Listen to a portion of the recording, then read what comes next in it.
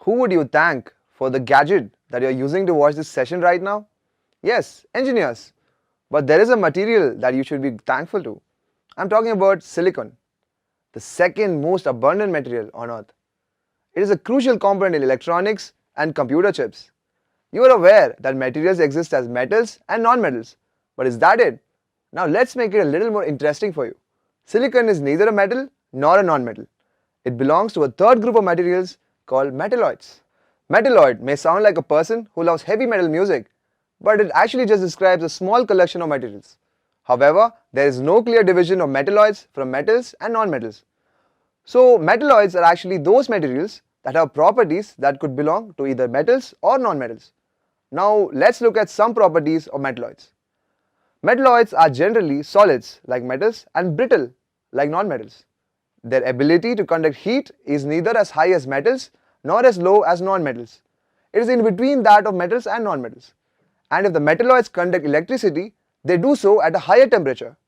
Metalloids that conduct electricity at higher temperatures are called semiconductors.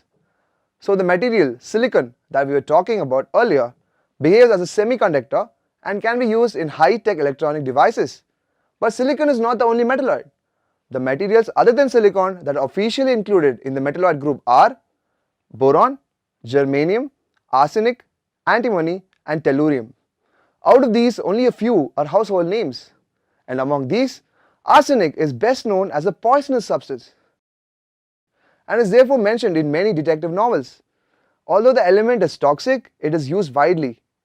Substances made of arsenic are used to treat wood to prevent damage by termites and other insects. And despite its toxicity, it has medicinal uses. In tiny quantities, it is used as an essential mineral for the proper nutrition of chicken and goats. Then the other metalloid, antimony, it finds its use in paints, ceramics and fireworks. Moving on, tellurium, like silicon, finds application in building electronic components because of its behavior as a semiconductor. In addition to this, substances made of tellurium are used in coloring porcelain, ceramics and glass. Up next is germanium. Its value was recognized during World War II when it was used in radar communication. Now, germanium finds use in solar cells for solar panels. Finally, we have another metalloid, that is boron.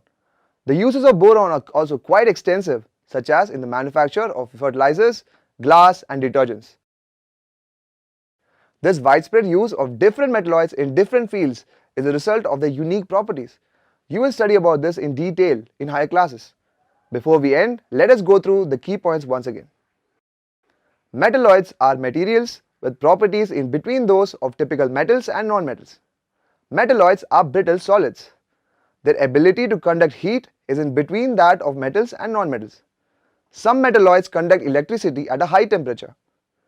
Metalloids that conduct electricity at a high temperature are called semiconductors. Materials included in the metalloid group are silicon, boron, germanium, arsenic, antimony, tellurium. That's all for now. I'll see you soon. Till then, happy learning.